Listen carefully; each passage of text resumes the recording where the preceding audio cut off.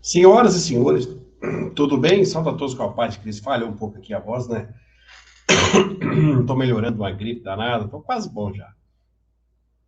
99 já. Tudo bem? Obrigado pelos remédios que vocês mandaram para mim. Eu fiquei muito feliz. Usei a maioria deles, hein? Porque essa vez me pegou mesmo. Mas estou bem, graças a Deus. Você que está curtindo, compartilhando, você que está ajudando o menino João. Né? Nós estamos numa campanha de ajuda ao menino João. O cérebro dele está diminuindo. Ele não anda, não fala, usa tráqueo, né? É uma vida, pessoal. Segunda-feira tem que fazer mais exames. E eu queria agradecer muito a todos vocês que estão usando esse anjo, tá? Esse garoto de Petrolina está lutando muito. Peraí. Abri alguma coisa aqui. Fechei. Beleza. Tá aí, ó. O menino João. Nós fizemos os exames já, o cérebro dele está diminuindo. E nós estamos na batalha, pessoal, pedindo ajuda. Tem ele, tem Elisier, que a gente ajuda também. Não é fácil, pessoal, é uma batalha. Nino João, ele não nasceu assim, ele ficou assim. Ele ficou assim. Queria mostrar para você mais aqui, ó, sobre ele. Ele é de Petrolina. Aí, ó. Do canal do Marcelo, tudo bem? Passando aqui para agradecer a vocês que estão nos ajudando. E graças a vocês eu consegui pagar meu aluguel que está atrasado. Consegui comprar fralda para João, leite, remédio. Só tenho a agradecer a vocês que estão nos ajudando. Que Deus abençoe. Cada um de vocês está me ajudando. E principalmente a do Marcelo, tem um coração enorme, um coração gigante, coração de Deus. Obrigada de verdade. Olá, pessoal do canal do Tomás. Estamos cuidando, tá? Vamos lá. Procurador fala das urnas. É isso mesmo. Procurador do Mato Grosso, eu acho. Ele fala das urnas eletrônicas. Vamos ver o que ele fala? Vamos ver? É importante a fala desse procurador. Vambora. Felipe Marcelo Ximenes. Felipe. Obrigado, deputado Medeiros. Quanto tempo, deputado? 10 com mais 5. Bom, eu tenho 10 minutos para desmontar uma mentira que dura 28 anos. E, geralmente, quando falo sobre esse assunto, eu preciso construir um vocabulário. E só a construção desse vocabulário leva esse tempo. Hoje o deputado Ximenes vai exercer o superpoder da concisão.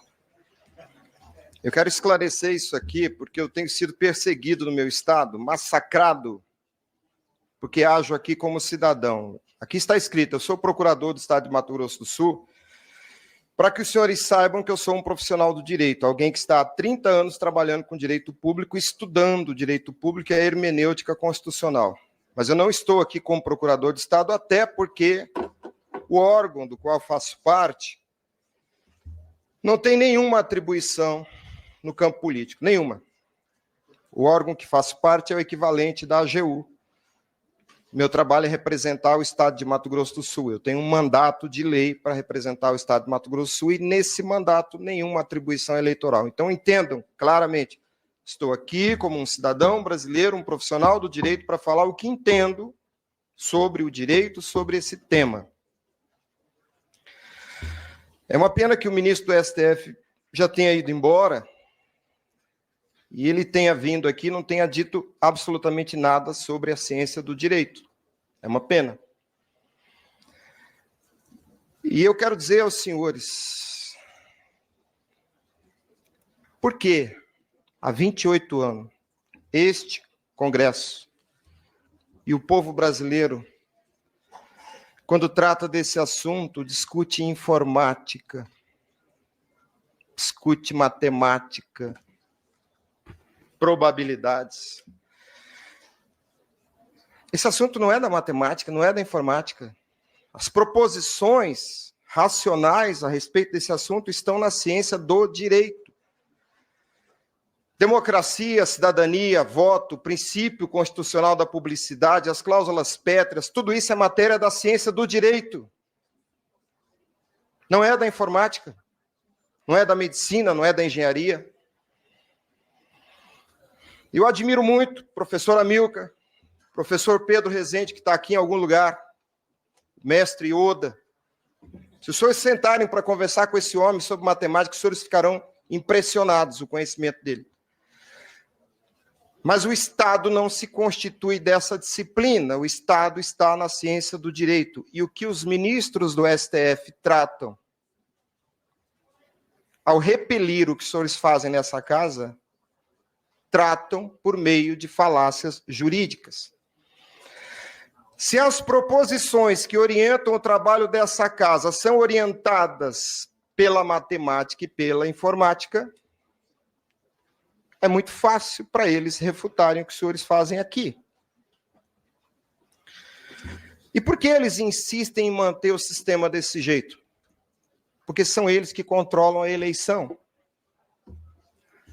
A eleição é um processo, o sufrágio é um processo. O ministro acabou de falar aqui e deu a entender a velha falácia de que sufrágio e voto são a mesma coisa. Pelo amor de Deus, sufrágio é algo totalmente diferente de voto. Sufrágio não é voto. Sufrágio não é direito ao voto. Sufrágio é um processo. Busquem a origem, o étimo dessa palavra e vocês entenderão. Voto é compromisso. Sufrágio é uma expressão metafórica que remete a uma decisão tomada debaixo da autoridade do fragor. A raiz dessa palavra é frangere. Colisão de partes. E que partes? Os votos. Saiam dessa prisão, essa falácia do espantalho. Tudo que vejo aqui nos corredores, nos projetos, sempre é informática, informática. E a maioria não conhece nem mesmo a informática. A guerra é cultural, principalmente semântica. Quando eu digo que são os ministros do STF que decidem a eleição, e eu enfatizo isso, é porque são eles que apuram a vontade majoritária, e o resultado da eleição é a vontade majoritária. Se fazem pelo bem ou pelo mal, não posso provar.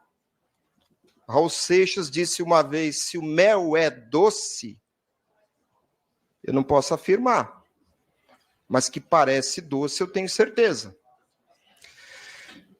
Por que eu digo que eles decidem a eleição? Porque só eles, e absolutamente só eles, sabem como se procede a apuração da vontade majoritária. E o elegere, a escolha, é a vontade majoritária que decide. Não é por acaso que está além disso, importa quem conta o voto. O sufrágio não acaba quando você deposita sua vontade no sistema. O sufrágio é o fragor das vontades individuais. O voto é a vontade individual. Mas quem tem o absoluto controle sobre o sistema recusa qualquer interferência. Por quê? Porque essa Constituição, mal escrita em 88, deu à Corte Constitucional o poder de ser o agente do serviço eleitoral. Então nós temos juízes constitucionais que são também os prestadores do serviço eleitoral. E eles não querem perder o poder de controlar o destino de um país continental com 200 milhões de habitantes. E voltando à semântica, o que é auditoria? Essa palavra vem de audire, ouvir. O auditor ouve. E ouve quem? Ele não ouve a si mesmo. Ele ouve outro. É absolutamente irracional que há 28 anos nós, povo brasileiro, estejamos assistindo um teatro ridículo, onde alguém ouve a si mesmo. Não há absolutamente nenhuma auditoria no serviço eleitoral, porque é o próprio agente do serviço eleitoral que fiscaliza a sua própria conduta. Isso não é auditoria, isso não é audire. Entendam o absurdo de se esperar que alguém fiscalizando a própria conduta esteja fazendo algo que possa pôr em risco a sua própria conduta. Aqui nos corredores há um folclore sobre a amostragem. A amostragem é uma forma de auditoria. Quando se faz auditoria, se examina a conduta de um ser humano. Quando um fiscal de renda olha os registros fiscais de um empresário, ele não está fiscalizando o livro, ele está fiscalizando a conduta do sujeito passivo da relação tributária. Quando se pretende fazer uma auditoria dos atos do serviço eleitoral, o que está se fiscalizando é a conduta dos agentes do serviço eleitoral. Não é a urna eletrônica, meu Deus. A máquina não é sujeito de direito e obrigação. Ocorre que o sujeito que presta um serviço através de um certo instrumento, ele se põe a fiscalizar o próprio instrumento e, ao final, conclui que aquilo que ele fez está muito bonito. Quem propõe a amostragem abre uma porta gigantesca para que isso continue a ser assim. Porque eventual amostragem será novamente conduzida por aqueles que deveriam estar sendo fiscalizados. E a amostragem é uma operação técnica que se faz quando o universo amostrado é conhecido na sua substância. A substância do voto é a vontade individual. Votos não são fungíveis. E se alguém disser que a amostragem é para mostrar o funcionamento do equipamento, o enredo piora. Porque olhar o que uma máquina faz não significa que eu sei o que a outra máquina faz. Vejam, o problema é semântico. Uma outra proposição folclórica que tenho ouvido aqui, tem que ser por PEC, porque PEC é mais forte. Estudem o controle jurisdicional de constitucionalidade. O controle de constitucionalidade julga qualquer espécie normativa. Emenda constitucional também pode ser julgada inconstitucional. O que os senhores têm que fazer é definir conceitos, porque o juiz militante atua no vazio conceitual. E se os senhores não sabem os conceitos, o problema não será resolvido. Muitas vezes eu chego em algum gabinete e o parlamentar me diz, não precisa falar comigo, você já tem meu voto. Senador, deputado, eu preciso que o senhor entenda o assunto. Se o senhor faz um projeto de lei para repetir simplesmente, vai ter voto impresso, o senhor não resolve o problema. O senhor precisa dizer o que é o sufrágio. Qual a natureza jurídica do sufrágio? Por que o princípio da publicidade se aplica sobre o sufrágio? Quando ocorre o escrutínio do voto? Os senhores precisam entender por que a Corte Constitucional da Alemanha recusou o voto eletrônico. E as razões são jurídicas, não são matemáticas nem informáticas. Houve uma lei em 95, 9.100 em 95, 10.402 2002, ambas prevendo voto impresso. Depois, 10.740 2003, criando a virtualização do voto. Depois, uma nova tentativa em 2009, 12.34 2009, depois em 2015, 13.165 2015. O que essa norma dizia? Vai ter voto impresso. Não há nenhum conteúdo jurídico nessa frase. Este Congresso recentemente tomou uma atitude inteligente quando tratou do tema do marco temporal. Este Congresso definiu o instituto jurídico. Os senhores fazem fonte da lei. Os senhores é que têm o mandato, a investidura política para dizer o que é o instituto jurídico. O juiz militante atua no vazio conceitual, como prevê o artigo 4º da Lei de Introdução ao Direito. Vejam, o tempo já acabou. Nós temos que afastar palavras como confiança. Confiança é confidere, fidere, fides, fé. O Estado é laico, eu não tenho que atribuir fé a nenhum servidor público, seja ele ministro ou não. A rigidez do ato do agente público só se dá se houver cumprimento aos princípios. E o princípio constitucional da publicidade tem sido maltratado. Eu vi da boca de um assessor jurídico aqui nesta casa que público é o ato do agente público. Não, senhor, público é o atributo do ato, não do agente. Tem muito agente público cometendo atos que não são públicos. Entenda, público é aquilo que está na compreensão do povo, porque público, esse adjetivo, significa do povo. O povo deve se apropriar pela compreensão do ato do escrutínio. Nós fazemos eleição desde 1996 num método ilegal, inconstitucional, antidemocrático e fascista, porque aquilo que era do povo passou a ser do Estado para o Estado, pelo Estado. Isso é fascismo. Isso é fascismo. Muita coisa pode se dizer mal, ruim, de Getúlio Vargas. Mas uma coisa ele acertou. Ele tirou a eleição da mão dos coronéis e seus bacamartes e suas milícias, quando deu ao voto um corpo concreto. Em 80, reiniciaram a tentativa de tornar o voto virtual apenas potência. Brizola começou essa luta. Brizola. Brizola. Isso não é uma pauta da esquerda ou da direita, é uma pauta da democracia. Se o voto é eletrônico, senhores, o voto é feito de elétrons. Nenhum ser humano nesta sala tem nenhum sentido atribuído por Deus que lhe permita conhecer elétrons. E há uma cláusula em qualquer constituição. O voto deve estar sob uma relação direta de domínio. Esse é o conteúdo teleológico daquela cláusula mal escrita na Constituição de 88, chamada voto direto. Não é o voto que é direto, é tua relação sobre o voto.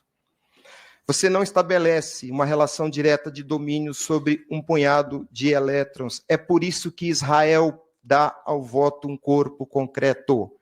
Por que eu estou citando Israel? É a ponta da tecnologia no mundo. Senhores, se o voto não tem corpo, matéria, ele não existe. Sabe por que eles dizem que não há fraude, nem há prova de fraude? E eles têm razão. Porque o próprio voto não existe nesse sistema. Não dá para falar isso aqui em 10 minutos. Isso aqui é uma aula de 5 horas sobre semiótica, semântica, etimologia, hermenêutica constitucional.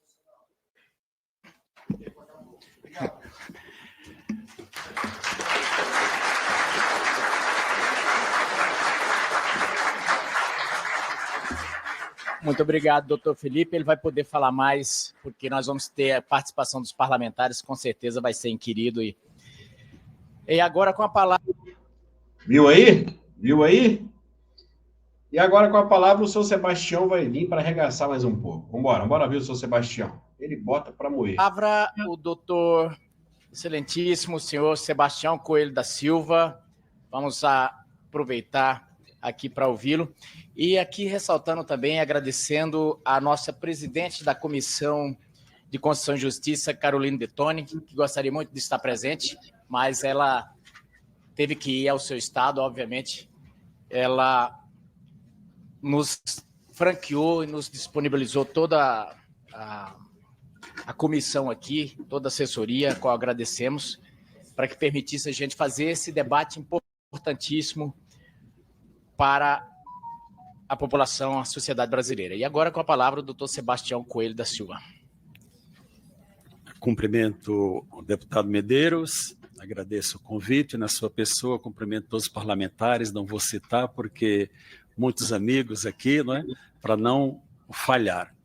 Eu poderia iniciar dizendo que cederia o meu tempo para o professor Felipe de Mendes, para ele continuar, que é o expert na matéria, não é? Mas cumprimento a todos que deslocaram dos estados para Brasília. O deputado Medeiros, ao iniciar essa sessão, disse que tudo se resumia em confiança. E confiança é o que nós não temos, infelizmente, na urna eletrônica confiança que nós não temos pela conduta a vida nos últimos tempos na justiça eleitoral, infelizmente. Eu falo isso assim com muita tristeza, porque a nossa justiça eleitoral, eu fui 2 vezes membro do Tribunal Eleitoral de Brasília, sendo uma delas vice-presidente e corregedor eleitoral. O ministro Cássio Nunes Marques aqui esteve, ele não está presente, mas está sendo gravado. Eu agradeço a presença do ministro, porque é uma inovação. O vice-presidente da Justiça Eleitoral comparecer perante o parlamento. Normalmente eles ignoram os convites feitos pelo parlamento, né, Medeiros? Eles ignoram os convites.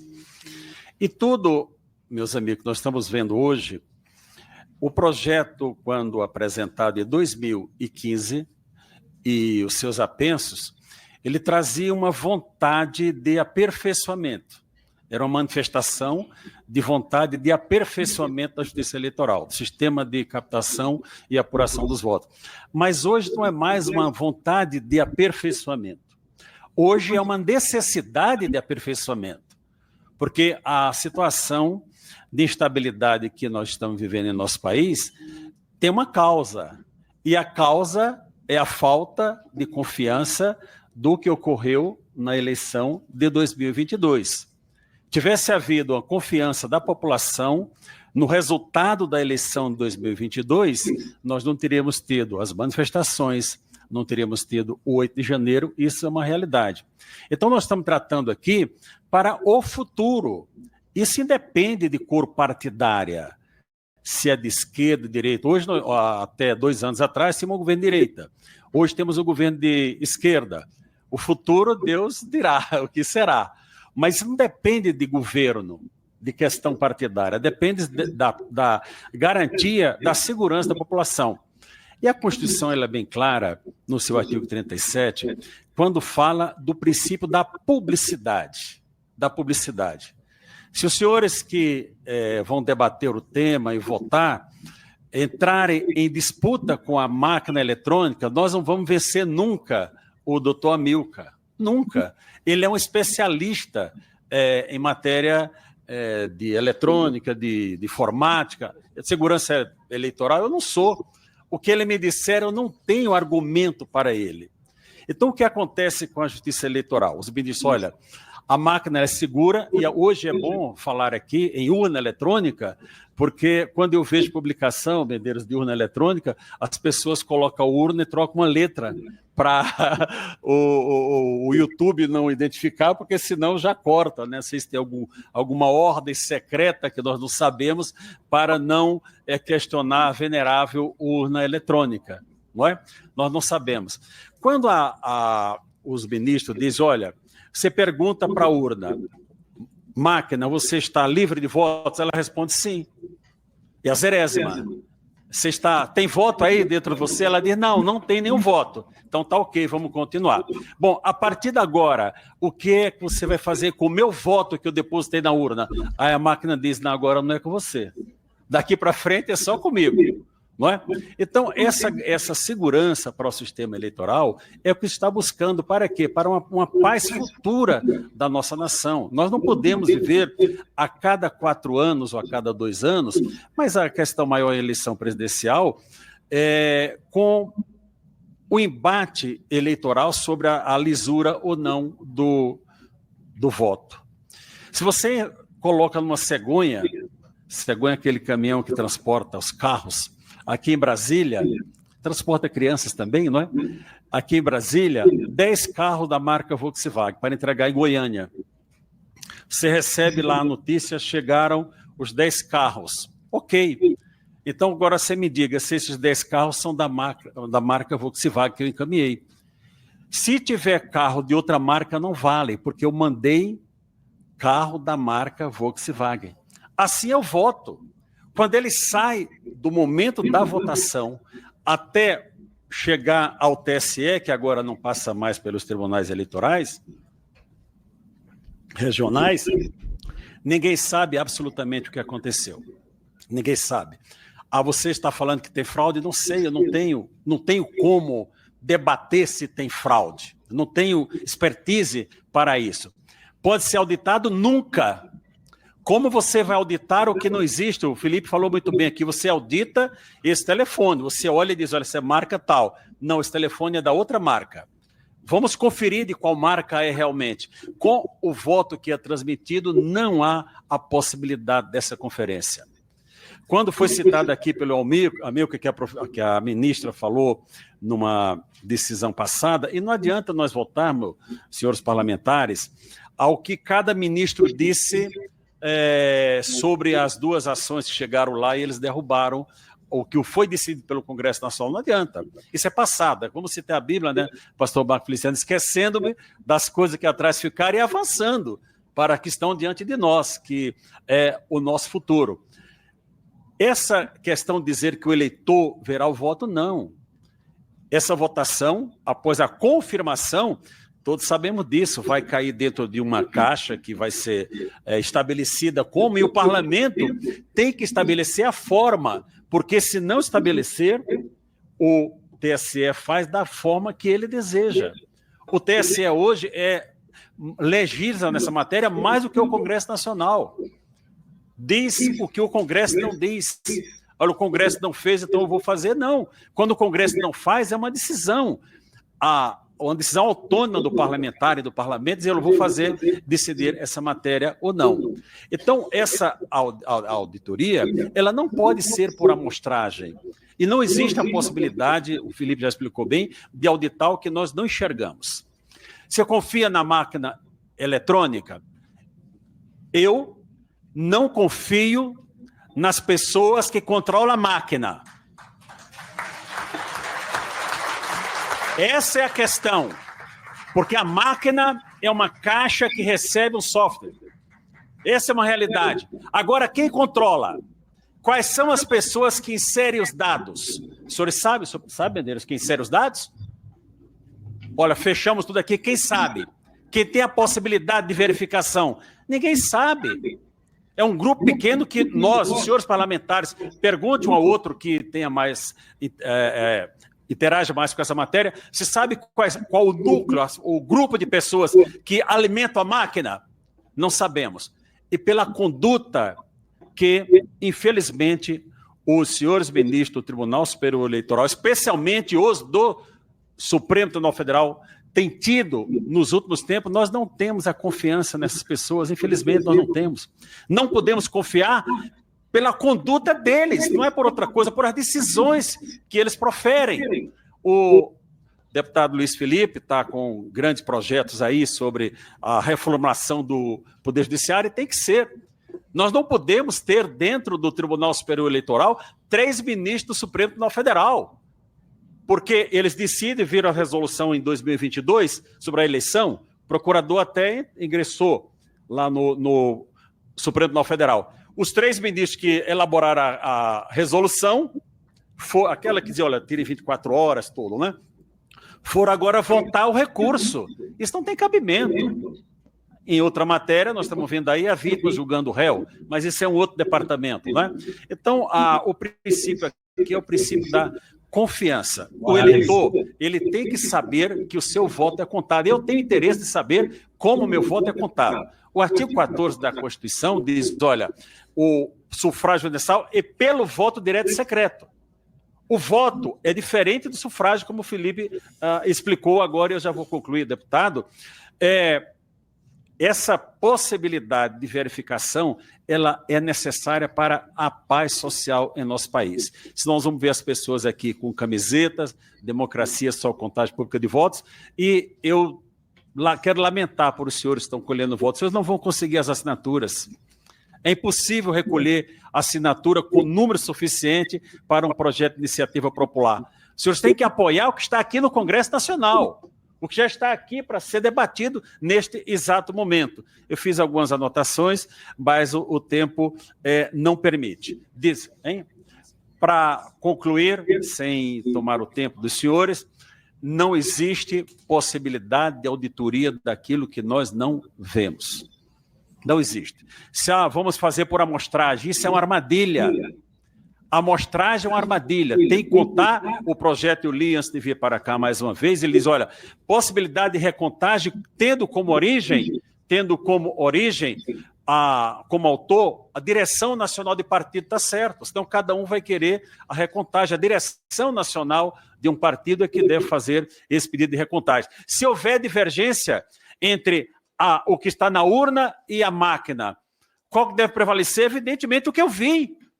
Se eu mandei numa urna com 300 votos, e eu estou contando aqui, dizendo, olha, os votos foram para fulano, e a máquina diz diferente, essa máquina não pode estar certa. Está certo o que nós estamos vendo aqui. Essa que é a realidade que nós estamos vivendo. Então, eu lamento que as interferências já colocadas aqui por vários ministros do Supremo Tribunal Federal com relação à atuação do Congresso Nacional. O ministro Cássio, para os que não estavam aqui no início, ele disse, bem no início da sua fala, o debate pertence ao Congresso Nacional, e é isso. Os outros debates havidos, que foram derrubados pelo Supremo Tribunal Federal, não havia o que está havendo hoje. Interesse da população. Decidiu e está acabado. O que aconteceu que não vai ter a contagem física? E não é aquela contagem de voto impresso, como foi dito em uma palestra lá em Paris. Não se trata disso, pegar, olha, o voto para fulano, não. Não está escrito, é o voto que saiu o comprovante da votação. Eu lamento dizer, mas o sistema eleitoral da Venezuela é mais aperfeiçoado do que o do Brasil. Venezuela está à frente do Brasil. Pelo sistema da Venezuela foi comprovado que Maduro, ditador, que foi proibido de dizer que ele era ditador, fraudou a eleição. E ele viu que fraudou a eleição, mas não divulga. E aí nossa autoridade diz, não, nós vamos respeitar a Suprema Corte de lá. E o Maduro responde, vamos respeitar a do Brasil, porque isso respeitou a minha. Então é isso. A minha participação, como eu disse, o Felipe já expôs tudo necessário, eu vou estar à disposição para poder responder algum questionamento, mas eu queria apelar aos senhores parlamentares, façam valer a vontade do povo, os senhores são os representantes do povo, nós demos uma procuração, os senhores têm minha procuração, estão autorizados, eu autorizo o Congresso Nacional debater essa matéria. E outra coisa, o artigo 16, que fala do princípio da anterioridade, não se aplica à matéria. O artigo 16 é para tratar da igualdade, da paridade de arma entre as pessoas que estão disputando o pleito eleitoral e não sobre serviço administrativo. Olha, se não votarmos até o 5, 4 ou 3 de outubro do próximo ano, não valerá. Valerá sim, porque é uma matéria de natureza administrativa. Eu espero que esse Congresso Nacional dê a resposta que a nação brasileira espera. Muito obrigado. Tá aí. O primeiro que falou, o desembargador, né? Procurador, perdão. O procurador. Ele disse que as pessoas ficam discutindo informática. Informática. Tá errado. Fica discutindo não sei o quê. Também tá errado. Ele falou que ele quer saber o que acontece na sala fria, na sala negra. É isso que ele quis dizer. O negócio é muito maior, não é técnico, segundo ele, de informática. Que, na verdade, nem o técnico sabe. Vai saber o que faz nessa sala. E isso vai continuar, porque começou o debate aí, isso não vai valer para 2026, as eleições de 2026 já estão sendo preparadas. É engraçado, né? A Carmen Lúcia prepara as eleições para 26 e o Nunes Marques, ele só vai conduzir. Mas tudo será preparado pela Carmen Lúcia, que é a presidente hoje do TSE. Cara, isso dá tanta tristeza na gente, que você sair de casa em domingo, cara, a fila. E todo mundo na rua, uma só voz, né? Quando você vê de tarde, de noite. Não ganhou, não. Mas como não? Eu não, ficou atrás. 51 a 48. 18 e 45. 51 a 48. Perdeu. Pronto. Ah, mas quase ganhou, quase, né? É a diferencinha aí. Difícil, né? Vê se você está inscrito nesse canal. E eu queria te pedir agora, ó, em alguns segundos, para você dar o joinha. Não custa você dar o joinha. Vai lá, dá o joinha, ajude o nosso trabalho. Vamos para cima. Se Deus quiser, esse voto será auditável, impresso no Brasil, para pacificar o nosso país. Curta, compartilha. Forte abraço.